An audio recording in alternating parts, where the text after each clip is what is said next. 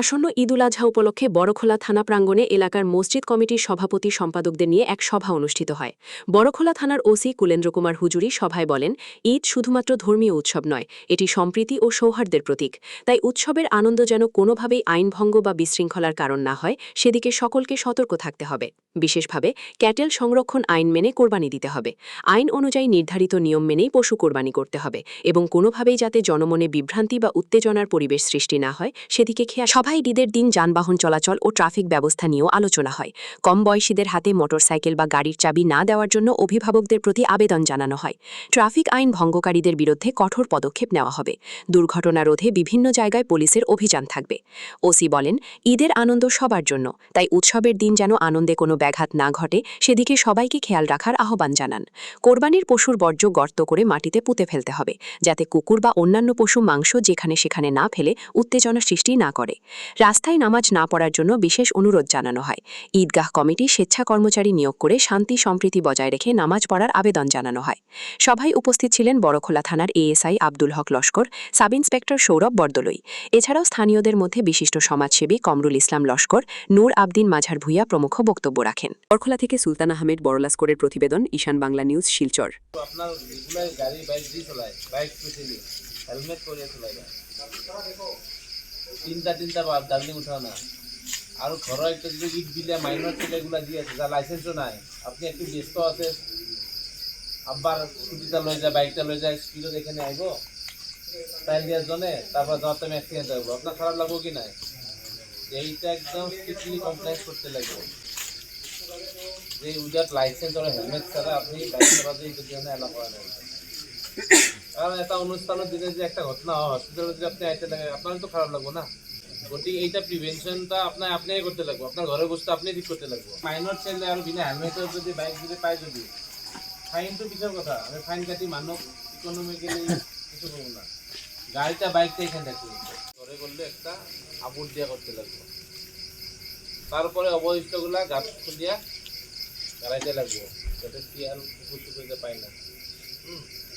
আরও তার কয়ে ভিজু ভিজু করতো না, এটা স্পোর্টিংয়ের উপর থেকে আইস থাকতাম।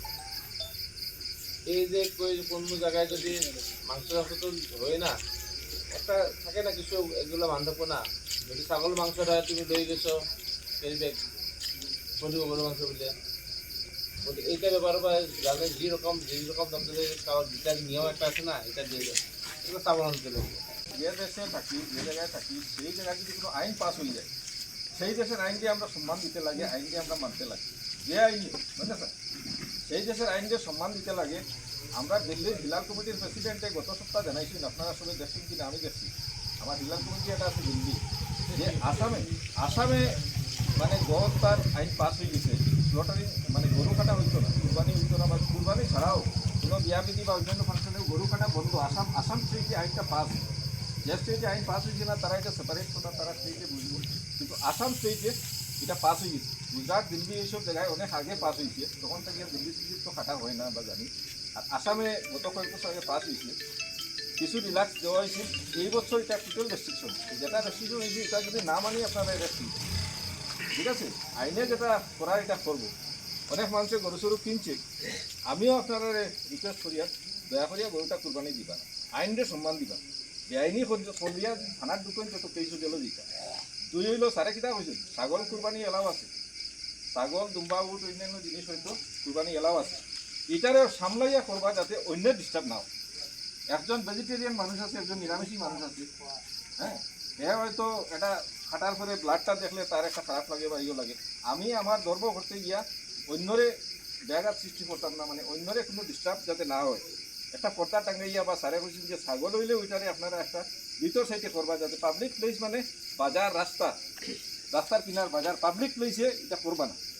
আপনার বাড়ির ভিতরে, বাড়ির পিছন দিকে, এইসব জায়গায় যাতে মানুষে না দেখে। আজকে রাস্তা দিকে একটা হাঁটিয়া মানুষ যায়, যেন হিন্দু মুসলিম বর্মন কাছারি সব যায়, আমি রাস্তার কিনারে যদি হাঁটি দেখবো, এটা যাতে না দেখে আমরা একটু ভিতর সাইডে নিয়ে করতাম ছাগলই।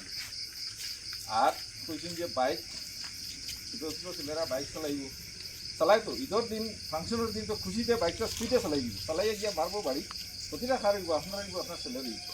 ও জিনিসগুলো আমরা খেয়াল রাখতাম। এটা পূজার সময়ও খাওয়া হয়, ঈদের সময়ও খাওয়া হয়, যাতে ঈদগার রাস্তাটা ক্লিয়ার রাখা হয়। দুই হইল রাস্তার উপরে নামাজ পড়ার কথাও স্যারে বলছি, রাস্তার উপরে নামাজ পড়া তো কইলাই তো আগে অনেক সময় মানছি, কিন্তু আসলে তো আমরা নিয়ম না, আমরারও নিয়ম নাই রাস্তার নামাজ পড়া, ঠিক আছে না? আমরা অন্য জায়গার নামাজ পড়ি না, কিন্তু কোনো সময় ভিড় লাগিয়ে এলে রাস্তার জাম হয়। এখন এই রাস্তার জামের দিকে সেই এটার উপরে একটা রেস্ট্রিকশন জানা হয়েছে যাতে আমরা রাস্তার নামাজ পড়ি।